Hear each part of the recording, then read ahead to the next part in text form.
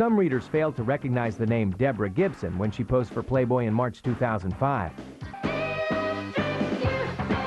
But nobody had forgotten the face. After all, Debbie Gibson was one of the most electrifying pop stars of the 1980s.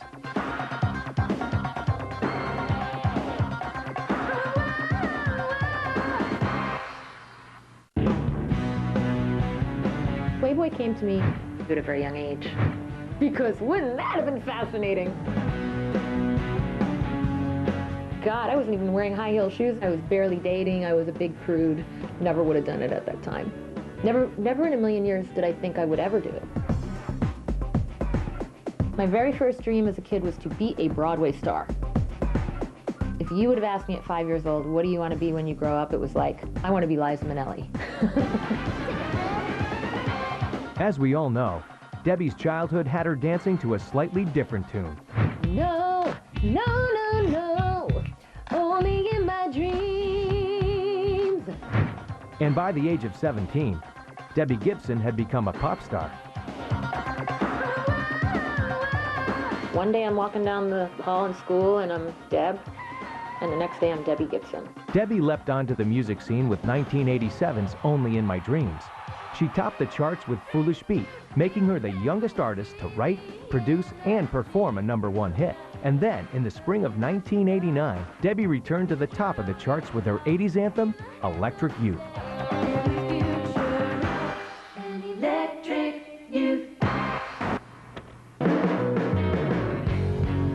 As her reign atop the music charts gave way to the 90s emerging Seattle sound, a 21-year-old Debbie Gibson was in need of a change.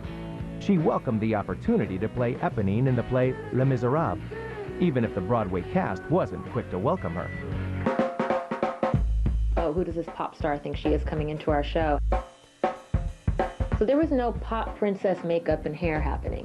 It was a tomboy role, a real grounded street urchin type thing.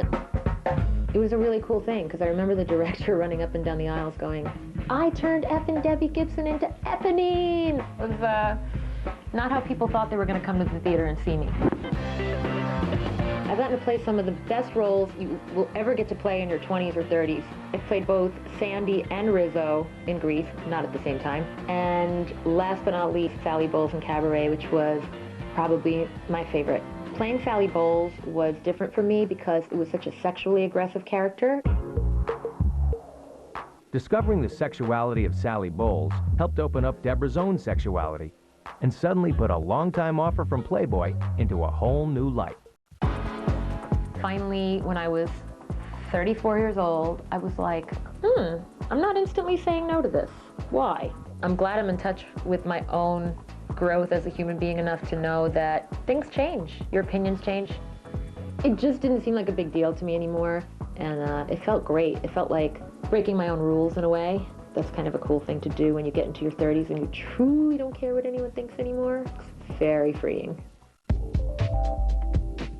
In the winter of 2004, Deborah Gibson posed for her March 2005 Playboy pictorial.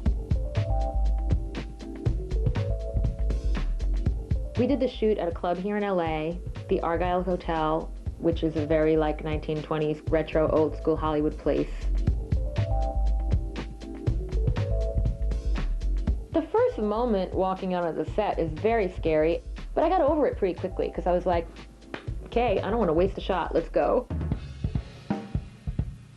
I had a lot of music playing during the shoot to really, I had music playing during the shoot that was specific to every character I wanted to portray. So in that cabaret wig, I had the burlesque thing going.